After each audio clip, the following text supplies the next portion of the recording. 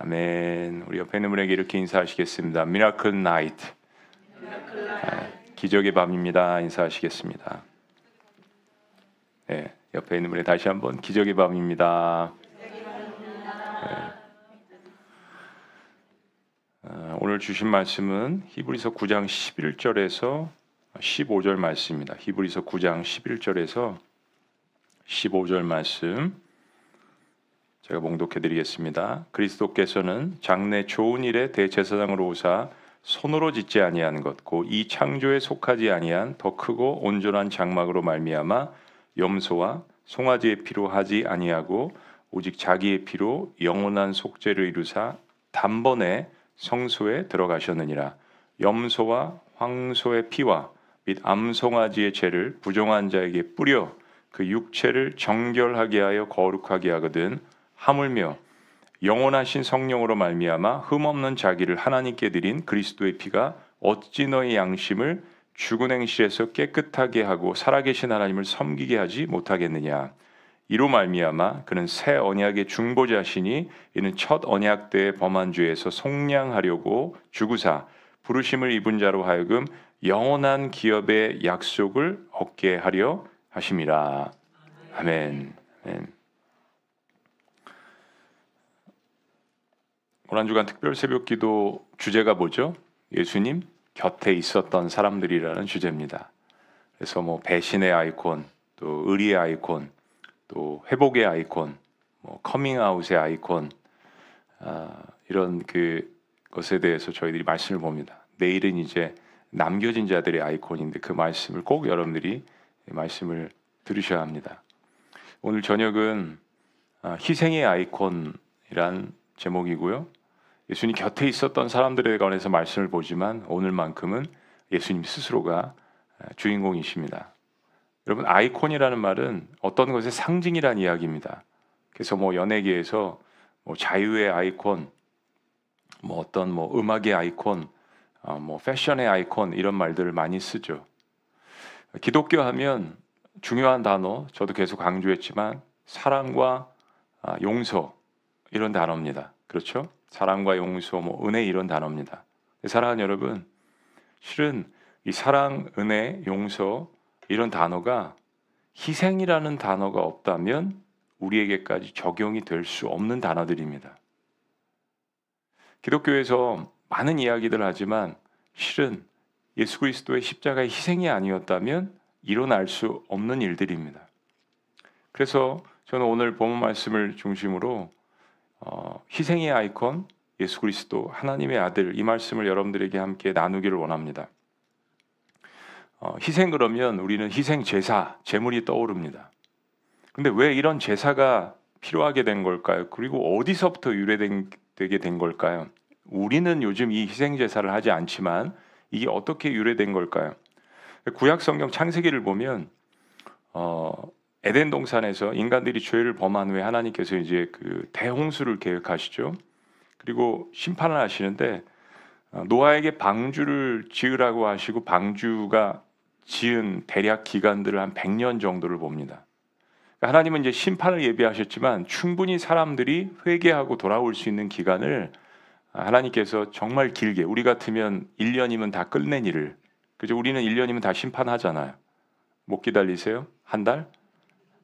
하나님 100년이란 기간 동안 광고를 하시고 그리고 사람들에게 기회를 주셨습니다. 그리고 이 노아의 홍수가 끝난 다음에 노아가 방주에서 나와서 한 첫 번째 일이 뭔지 아세요? 바로 제사를 드린 겁니다.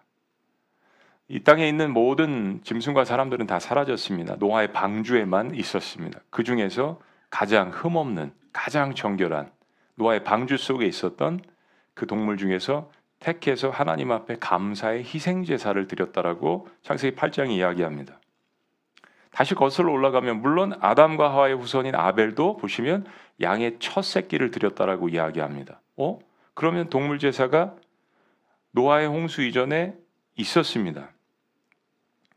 창세기에는 인간의 타락 이후에 하나님께서 동물을 통한 희생 제사를 드려라 이런 언급은 없지만 아벨의 제사를 보면 하나님께서 분명히 이 제사를 명령하셨고 하나님의 사람들은 이런 동물의 희생 제사를 이어갔습니다. 이게 노아의 홍수 이후에 보시면은 노아의 제사에도 나타나 있고 아브라함도 그렇고 이삭도 그렇고 계속해서 이런 동물 제사가 언급이 됩니다. 자, 그런데 더 거슬러서 올라가 보시면은 창세기 3장에서 아담과 하와가 범죄를 하죠. 그런데 그들에게 하나님께서 심판을 하시고 벌을 내리십니다. 그런데 그런 범죄에 대한 심판 이후에 하나님께서 은혜를 주시는 한 구절이 등장하게 됩니다. 그게 창세기 3장 21절 말씀입니다. 이렇게 이야기합니다. 여호와 하나님이 아담과 그의 아내를 위하여 가죽 옷을 지어 입히시니라. 가죽 옷, 그냥 천도 아니고 요즘으로 이야기하면 굉장히 비싼 옷이죠. 가죽 옷.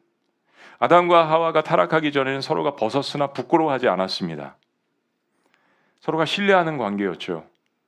부끄러움을 모릅니다. 그런데 죄는 두 가지 마음의 결과를 가져왔습니다. 그 첫 번째가 두려움입니다. 그리고 두 번째는 부끄러움, 즉 수치를 이야기하는 것입니다. 죄를 지었을 때 두려운 마음, 하나님과의 관계가 파괴된 마음, 그리고 자기 자신에 대한 수치와 두려운 마음을 가졌습니다. 죄를 짓고 자기들이 벗은 줄을 알고 인간들이 한 일이 뭐냐면 무화과 나무를 통하여서 가렸습니다. 잎을 만들어서 치마를 만들어서 가리웠습니다. 하나님께서 죄를 지은 아담과 하와를 부르십니다. 어디 있느냐 아담과 하와야 라고 부르십니다. 근데 그들은 두려워서 숨었다라고 성경이 기록을 합니다. 자, 창세기 3장 7절 이에 그들의 눈이 밝아져 자기들이 벗은 줄을 알고 무화과 나무 잎을 엮고 치마로 삼았더라.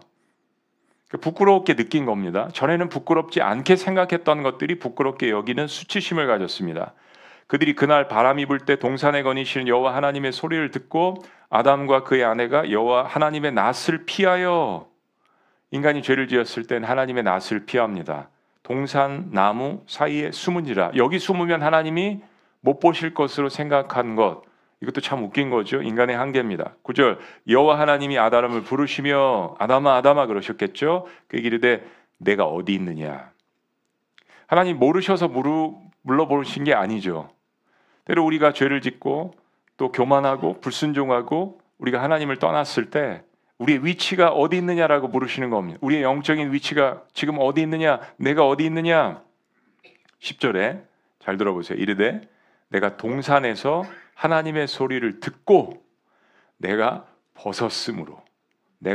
벗었으므로 두려워하여 숨었나이다.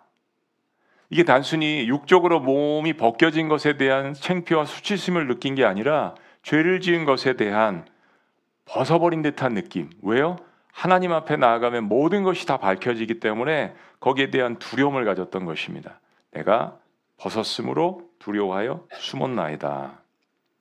하나님께서 아담과 하와에 대해서 이 죄에 대해서 심판을 하시죠. 벌을 내려주십니다. 구체적으로 다 언급하지는 않겠지만 간단하게 이야기하면 남자는 땅을 흘리면서 땅의 소산물을 먹기 위해서 땀을 흘리는 것. 여자는 뭐죠? 잉태하고 솟아내서 그 고통을 느끼는 것. 이런 것들이죠.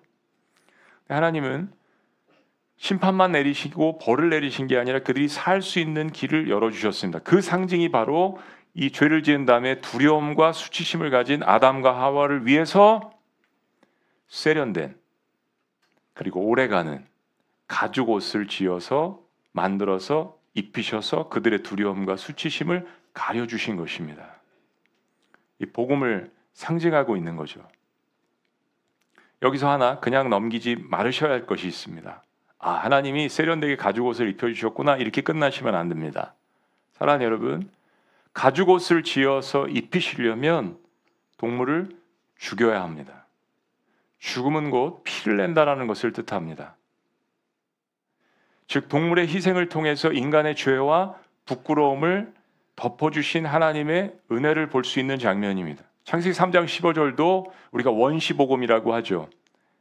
아담의 후손과 그리고 하나님께서 이 땅에 보내실 예수 그리스도를 예비하는 우리가 이걸 다 원시복음이라고 이야기합니다. 여기서 복음을 엿볼 수 있는 것입니다. 하나님을 떠난 인간들의 죄의 결과는 로마서 3장 23절 말씀대로 사망입니다.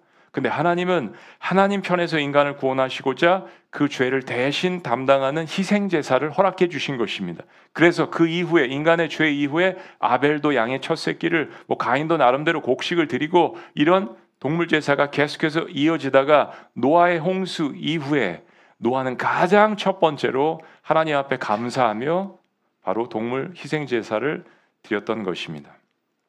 자, 이런 동물의 희생제사를 허락하신, 우리가 성경 통독하고 있지만 레위기서 말씀 아직 읽고 있지 않아요? 구약의 레위기서 말씀이 이렇게 이야기합니다. 레위기서 17장 11절, 육체의 생명은 피에 있음이라. 다시 한번 따라해보죠. 육체의 생명은 피에 있음이라. 내가 이 피를 너에게 주어 제단에 뿌려 너희의 생명을 위하여 속죄하게 하였나니 생명이 피에 있으므로 피가 죄를 속하였느니라. 그러니까 피가 나면 사람이 죽기도 하지만 피를 수혈받으면 사람이 살기도 합니다. 그래서 코로나 한복판에서 많은 사람들이 예배를 드리지 못하고 어려움을 겪었을 때 우리 대한민국에 피가 모자란다는 뉴스를 모두가 보았는데, 실은 저는 그건 우리 그리스도인들이 해야 될 일이라고 생각했습니다. 돈으로 환산할 수 없는 일이지만 돈도 들지 않고 그리스도인들이 할 수 있는 일이 있다면 대한민국 피로회복, 예수 그리스도의 피로 코로나에 찌들고 경제에 찌든, 그리고 너무 두려움에 찌든 사람들을 예수 그리스도의 피로 회복하자. 그래서 대한민국 피로회복 헌혈운동을 했던 거잖아요. 우리들만 할 수 있는 영적인 의미, 내가 그리스도에게 이런 피를 수혈받았기 때문에 나도 다른 사람들에게 이 피를 수혈하고 싶은 그런 마음. 생명이 피에 있으므로 피가 죄를 속하느니라. 죄의 형벌도 피를 내어서 죽는 것, 그래서 동물 제사를 드리는 것, 그러나 그것을 상징적인 것을 통하여서 우리가 새로운 피를 수혈받는다는 그 의미를 구약시대부터 하나님의 아들을 보내시기 전에 주님께서 우리에게 예비해 주셨던 거죠. 하나님께서 이스라엘 백성들을 이집트에서 탈출시켜 주시고, 그리고 얼마 안 있다가 시내산에서 하나님과 이스라엘 백성 사이에 모세가 그리스도처럼 중보자가 되어서 한 일이 뭡니까? 피를 큰 통에다가 담아서 그 피를 하나님과 이스라엘 백성 사이에 뿌린 겁니다. 죄가 많은 이스라엘 백성들에게 거룩한 보혈을 상징하는 흠없는, 그래서 흠없는이라는 말을 강조하지 않습니까? 동물의 피를 하나님과 백성 사이에서, 더러워진 죄인인 백성과 하나님 사이에 그 피를 뿌려서 시내산 언약을 맺게 하신 겁니다. 죄의 사함은 오직 피 흘림을 통해서만 가능하다는 이 원칙을 창세기 3장부터 죄를 지은 이후부터 하나님께서 계속 보여주신 거죠. 구약의 동물 제사의 핵심은 죄를 지은 인간이 동물의 희생을 통하여서 거룩하신 하나님께 나아가는 것입니다. 이 모든 원리들 속에 하나님께서 죄인인 인간을 구원하시는 영원하고 가장 완벽하신 방법을 제시해 주셨습니다. 그 완벽하신 방법이 과연 뭘까요? 히브리서는 신약의 레위기서입니다. 저도 히브리서를 끝까지 다 강의를 했지만 히브리서 9장은 이렇게 이야기를 합니다. 11절, 히브리서 9장 11절. 그러나 그리스도께서는 이미 일어난 좋은 일을 주관하시는 대제사장으로 오셔서, 한번 따라해보죠. 대제사장. 하나님의 아들은 희생제물로만 오시냐? 대제사장이구나. 먼저 기억하시고 오셔서 손으로 만들지 않은 장막, 다시 말하면 이 피조물에 속하지 않은 더 크고 더 완전한 장막을 통과하여, 실은 예수 그리스도 그분 스스로가 그 자체가 장막이시죠. 거룩한 장막 통과하여 12절 단 한 번의 지성소에 들어가셨습니다. 이 십자가의 죽음을 이야기하는 겁니다. 그는 염소나 송아지의 피로서가 아니라 자기의 피로서 우리에게 영원한 구원을 이루셨습니다. 염소나 황소의 피와 암송아지의 죄를 더러워진 사람들에게 뿌려도, 그런 동물의 피를 뿌려도 그 육체가 깨끗하여져서 그들이 거룩하게 되거든. 구약은 또한 그런 능력을 주셨습니다. 그러니까 이스라엘 백성들이 하나님 앞에 나갈 수 있었던 거죠.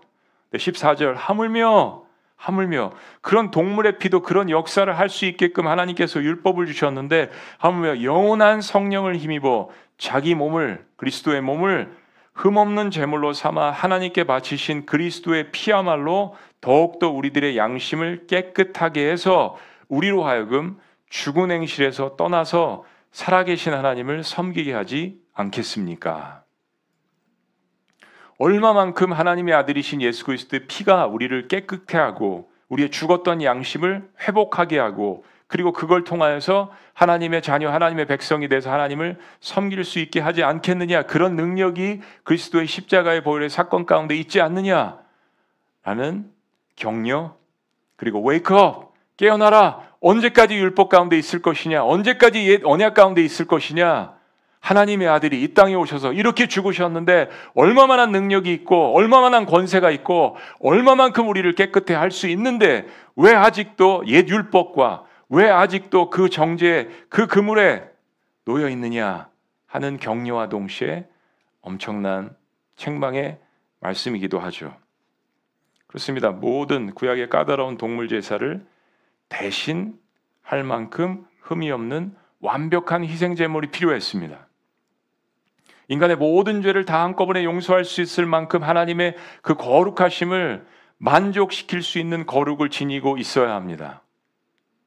그래서 어떤 신학자는 십자가상에서는 이 두 가지 만족이 일어났다라고 이야기합니다.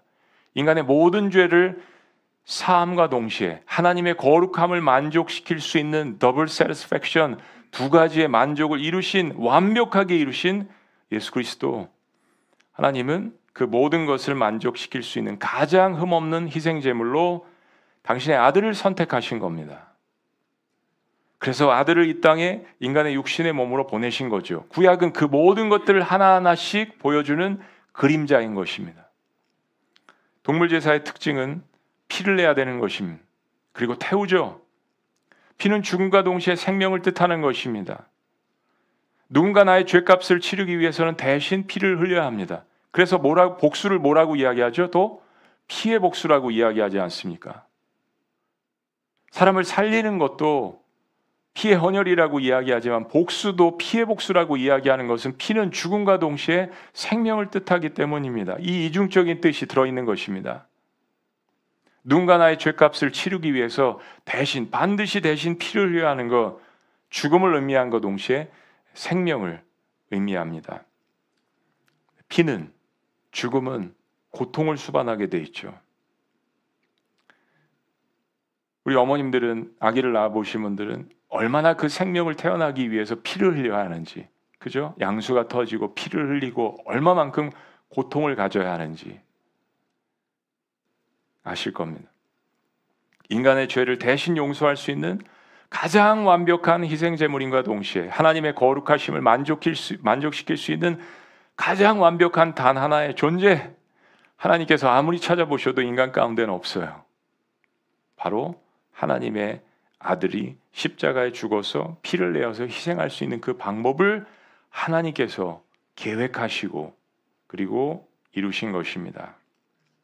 그리고 아들은 그 아버지의 뜻에 묵묵히 순종하셨던 것이죠.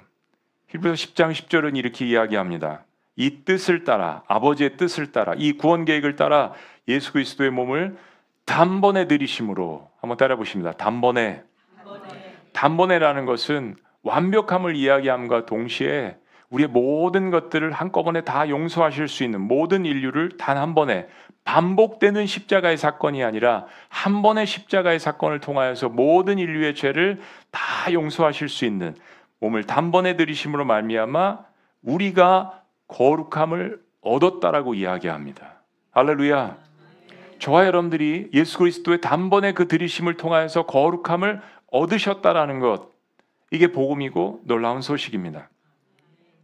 에베소 5장 2절은 이렇게 이야기합니다. 그는 우리를 위해서 자신을 버리사, 한번 따라 보시죠. 버리사. 누가 누구를 희생할 때는 버리는 겁니다. 버리사 향기로운 제물과 희생 제물로 하나님께 드리셨느니라. 그러니까 하나님의 구원 계획이 있을지라도 아들 예수님께서 거기에 대해서 순종하셔야 하잖아요. 그런데 주님께서 자기의 몸을 버리셨다라고 성경은 표현합니다. 자, 그런데 예수님의 십자가의 희생이라는 것이 우리를 죄에서 용서하시기 위해서만 끝난 것이라면 그 희생은 반감됩니다. 반 정도만 있게 되는 거예요. 하나님의 아들의 역할은 거룩한 희생제물이심과 동시에 아까 말씀드린 것처럼 대제사장이 되셔서 하나님과 우리 사이의 중보자의 역할을 감당하시는 겁니다. 한번 따라해 보십니다. 중보자, mediator, reconciliator, 화해자, 중보자, 뭐 우리가 세상에서 쓰는 말처럼 중매자, 중매, 바로 그 역할입니다. 다리를 놓게 되신 것입니다. 이어지는 이 말씀에 오늘 본문에 이어지는 히브리서 9장 15절은 이렇게 이야기합니다. 그러므로 그리스도는 새 언약의 중재자이십니다. 저 여러분들과 하나님 사이에는 반드시 중재자가 필요합니다. 분쟁이 일어났을 때 사람 사이에도 중재자가 필요합니다.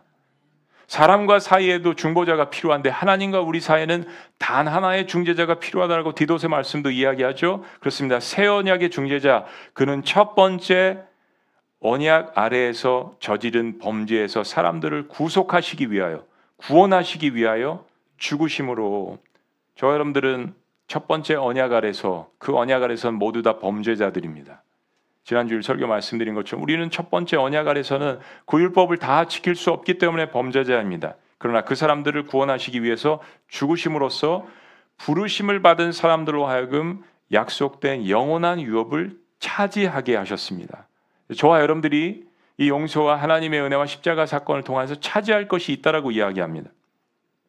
하나님의 아들의 희생은 우리의 죄를 용서하는 데서 끝나는 것이 아니라 우리를 다시 살리셔서 우리에게 영원한 천국의 유업과 구원의 기쁨과 그리고 상급까지 약속하신 것이 있습니다.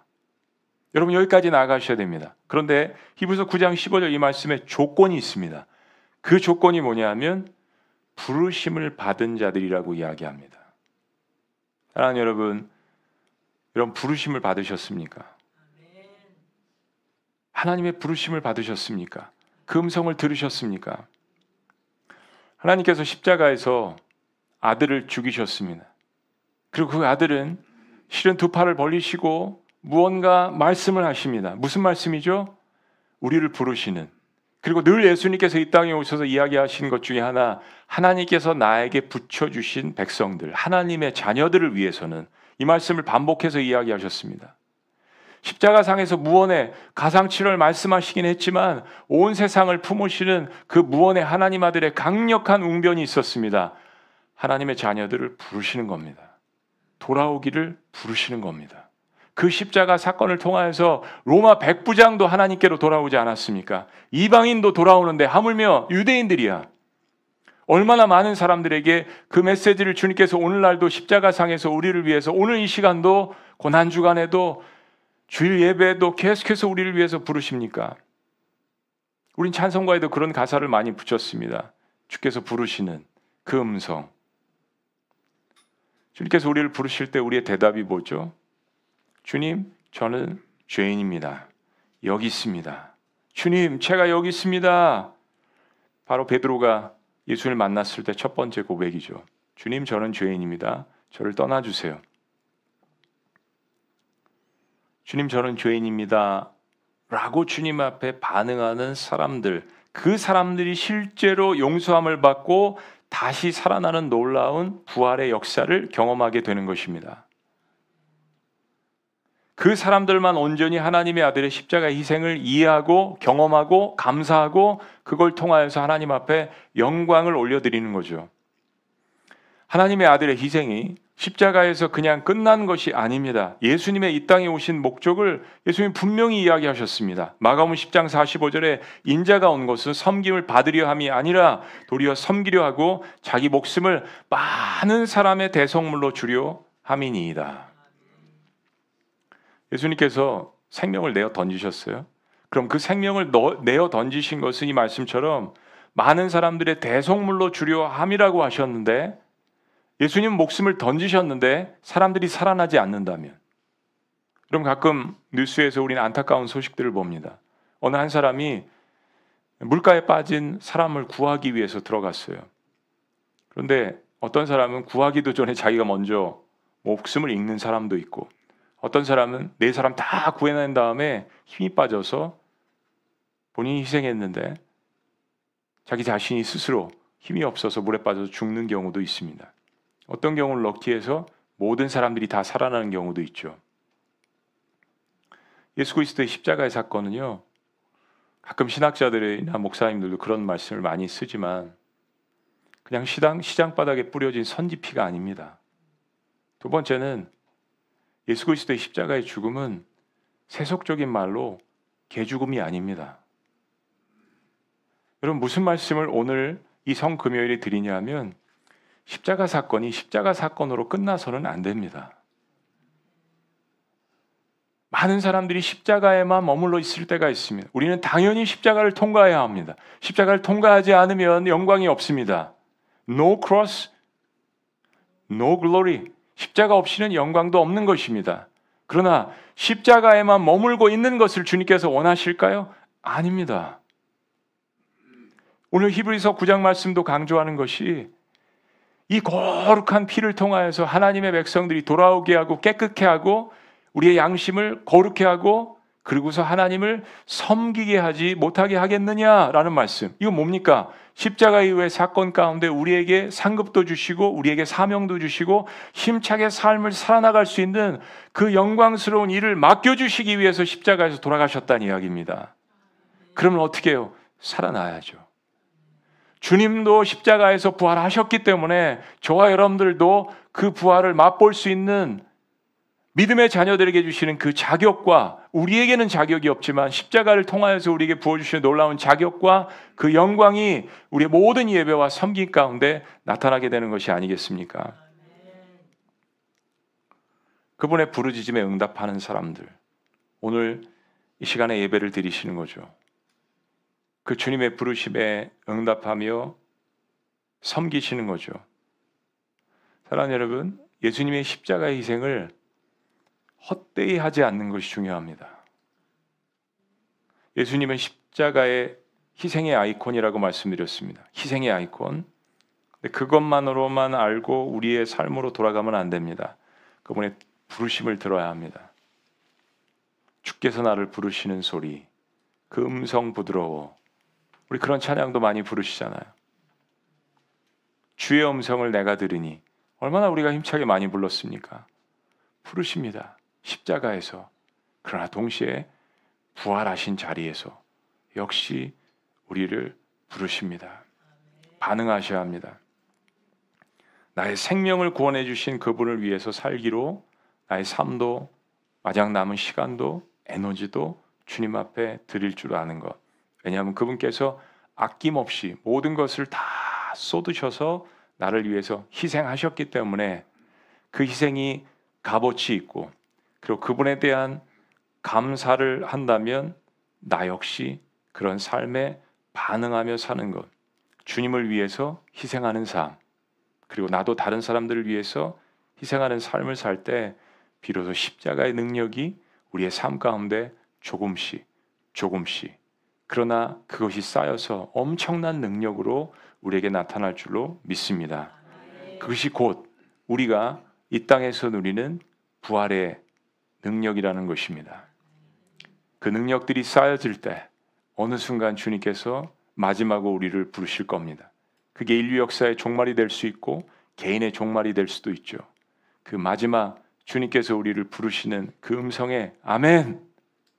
주님, 저 최선을 다해 살았어요. 부족하지만 허물도 있고 죄가 주홍같이 많지만 그러나 주님께서 희생하신 것을 기억하며 오늘 하루도 열심히 주님이 살았어요. 부족한 것은 다시 한번 다 덮어주시고 주님 부르실 때 제가 감사하며 아멘하며 주님 앞에 달려가기를 원합니다. 이것이 저와 여러분들의 마지막 소원이 되시기를 주의 이름으로 축원합니다. 기도하시겠습니다.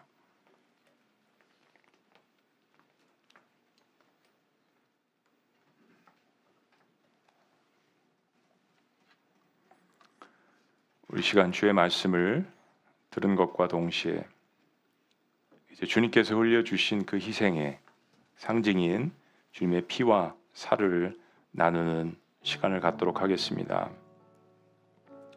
그런 마음으로 함께 또 기도로 오늘 주신 말씀을 마음에 담아서 한번 묵상하시면 좋겠습니다.